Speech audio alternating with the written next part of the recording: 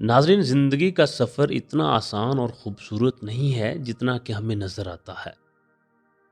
ہمارے ارد گرد بے شمار ایسے حقیقی کردار موجود ہوتے ہیں جن کے لیے زندگی کا سفر نہایت ہی کٹھن اور دشوار گزار بن جاتا ہے۔ ہماری آج کی تحریر کا عنوان ہے اچھے وقتوں کی یادیں، جسے تحریر کیا ہے شازیہ منشا نے، اور یہ بالکل ایک سچی اور حقیقت پہ مبنی تحریر ہے۔ اس میں کچھ بھی اپنے سے شامل نہیں کیا گیا، سارے حالات و واقعات کو مختصراً بیان کیا گیا ہے جو اس خاندان کے ساتھ پیش آئے۔ تو آئیے پڑھتے ہیں۔ وہ اپنے بڑے بیٹے کی چارپائی پر سر رکھے گم سم بیٹھی تھی۔ قریب بیٹھے لوگ زاروں قطار رو رہے تھے۔ اس کی بیٹیاں رو رو کر واویلا مچا رہی تھی، کوئی بھائی کا منہ چوم رہی تھی، کوئی پاؤں اور کوئی ہاتھ۔ وہ چارپائی کے کنارے سے سر اٹھاتی، سب کو گم سم آنکھوں سے دیکھتی اور پھر سر چارپائی کے کنارے پر ٹکا لیتی۔ وہ تو کہیں ماضی کی یادوں میں کھو گئی تھی، تقریباً آج سے 15 سال پہلے، جب اس کے سارے بچے ہر روز شام کو اس کے ارد گرد بیٹھے ہنسی مذاق کر رہے ہوتے تھے۔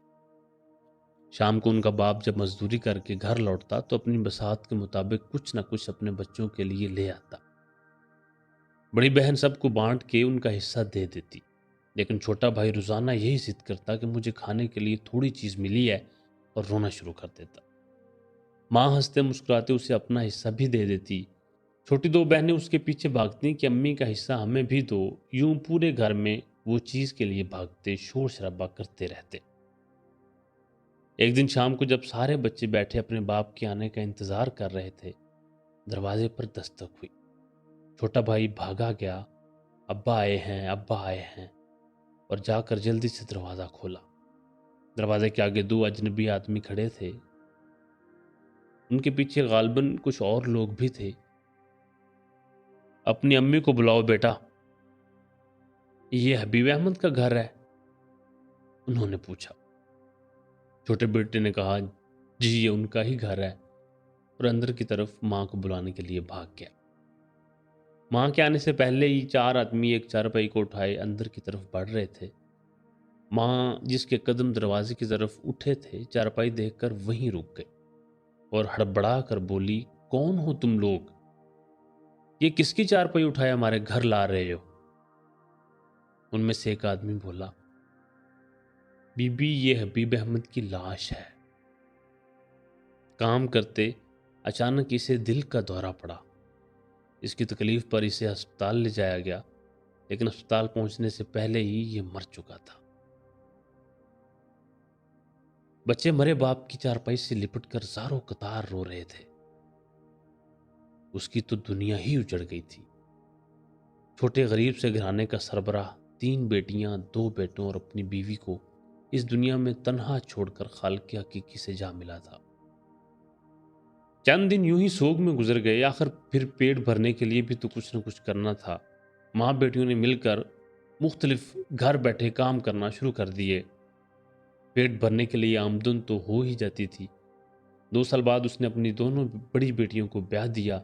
بڑی بیٹی اپنے رشتہ داروں میں اور درمیانی بیٹی شوہر کے رشتہ داروں میں بیاہی۔ درمیانی بیٹی 2 سال بعد ایک بیٹے کے ساتھ طلاق لے کر ماں کے گھر لوٹ آئی۔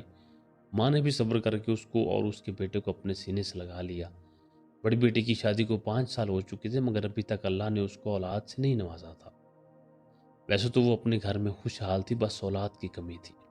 وہ رو رو کر اللہ سے اپنی بیٹی کی جھولی بھرنے کی دعائیں کرتی رہتی۔ اس کے بڑے بیٹے کو نہ جانے کہاں سے نشے کی لت لگ گئی تھی۔ اس نے تو گھر آنا بھی چھوڑ دیا تھا۔ جب دل چاہتا گھر آ جاتا، جب دل چاہتا کتنے کتنے دن گھر سے غائب رہتا۔ بڑے بیٹے سے اس نے اپنی تمام امیدیں چھوڑ دیں۔ اب وہ اپنے چھوٹے بیٹے سے ہی امیدیں لگائے بیٹھی تھی کہ اس کے گھر کا وہی سہارا بنے گا۔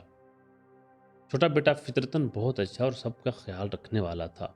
وہ ایک فیکٹری میں کام کرتا تھا، اپنی ساری کمائی ماں کو لا کر دیتا، بہنوں کا بھی بہت خیال رکھتا تھا۔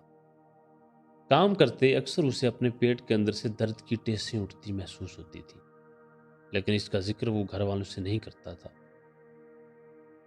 آخر ایک دن اس نے اپنی بڑی بہن کو بتایا کہ اس کو تکلیف رہتی ہے اور وہ اپنے پیٹ میں کچھ گڑبڑ محسوس کرتا ہے۔ बड़ी बहन अपने छोटे और चहेते भाई को लेकर फौरन अस्पताल पहुंच गई और डॉक्टर से उसका चेकअप करवाया। डॉक्टर ने बताया कि उसके मैदे और जिगर का मसला है, उसका फौरन ऑपरेशन करना पड़ेगा। माँ से मशवरे के बाद उसने डॉक्टर को ऑपरेशन करने की इजाज़त दी। डॉक्टर भी ऑपरेशन की तैयारियों में मसरूफ़ थे। वो भी बाहर बैठी भाई के लिए रो रो कर दुआएं करने लगी। इतने में उसको अस्पताल के कॉरिडोर में अपना शौहर भागकर उसकी तरफ आता नजर आया। अपनी बीवी को सीने से लगाकर दिलासा दिया और कहा, सब्र करो, तुम्हारा भाई अब इस दुनिया में नहीं रहा। ये सुनते ही बहन के पांव से जमीन निकल गई और आसमान सर पर गिर गया। माँ ये सुनकर मर जाएगी, मैं कैसे उसको बताऊं कि उसका बेटा इस दुनिया में नहीं रहा। वो अपने शौहर से लिपट लिपट कर रो रही थी। मेरा भाई मेरे साथ खुद चल के अस्पताल आया था, वो कैसे मर सकता है? ये नहीं हो सकता, तुम सब झूठ बोल रहे हो। बहन को भी जैसे उसकी मौत का यकीन नहीं आ रहा था। खैर माँ ने बेटे और बहनों ने छोटे भाई की मौत का सदमा भी सब्र से बर्दाश्त कर लिया। यह अलग बात थी कि वो जी तो रही थी मगर जिंदा लाशें बनकर। उसकी छोटी बेटी, ना जाने उसकी अक्ल पे क्यों पर्दा पड़ गया था, एक दिन रात के पहर वो घर वालों को सोता छोड़कर चुपके से अपने किसी प्रेमी के साथ घर से भाग गई।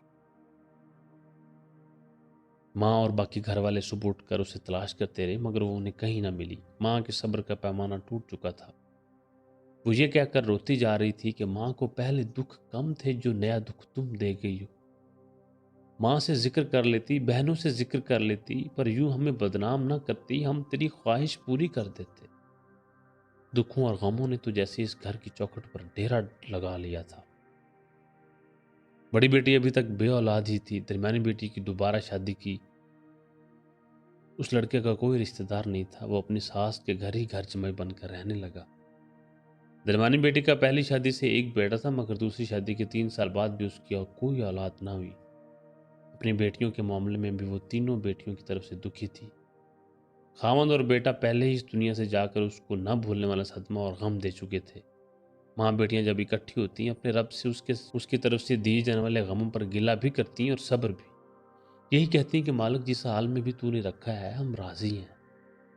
माँ और बेटियां अपने घर के अकलौते वारिस यानी घर के बड़े बेटे को, जो अक्सर घर से दूर रहता, कभी कभार देखने पर भी अल्लाह का शुक्र अदा करती, उसे देखकर सुकून महसूस करती। छोटी बेटी घर से जाने के बाद अपने प्रेमी से शादी कर चुकी थी। अल्लाह ने उसे बेटी से नवाजा था। इस खुशी के मौका पर वो अपने घर वालों से मिलने आई तो घर वालों ने हंस के उसे गले लगा लिया और माफ कर दिया। गमों और दुखों ने अभी इस घर की दहलीज को छोड़ा नहीं था।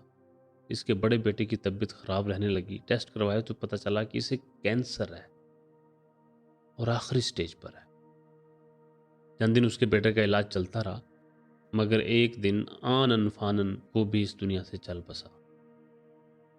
माँ पर दुखों सदमों से भरे पहाड़ की कयामत टूट पड़ी थी। वो यही रो रो के दुहाई दे रही थी कि किस किस का गम और किस किस का सदमा बर्दाश्त करूं। कितने इस दुनिया से रुखसत कर चुकी हूँ। अब मेरी बूढ़ी हड्डियों में जान नहीं थी कि एक और बेटे को इस दुनिया से रुखसत होते देख लेती। या अल्लाह, तू मुझे ही मेरे बेटे के हिस्से का इस दुनिया से बुला लेता। इस उम्र में मुझ बूढ़ी लाचार माँ को ये सदमा ना देता। वो ऐसी दुहाइयां दे देकर बेहोश हो चुकी थी। जब होश में आई तो सदमे की कैफियत में थी।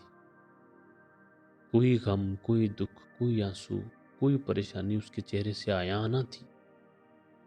वो अपने इर्द गिर्द के माहौल को भूल कर अपने माजी के अच्छे वक्तों की यादों में खो चुकी थी, जब वो और उसका शौहर हर शाम अपने बच्चों को घर में खेलते कूदते, हंसते गाते और शोर शराबा करते देखा करते थे। और भी दुख हैं जमाने में मोहब्बत के सिवा,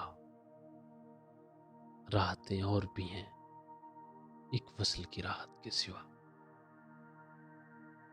अल्लाह ताला हम सबको अपने हिफ्ज़ व अमान में रखे और हमारे माँ बाप का साया रहती दुनिया तक हमारे सर पे रखे।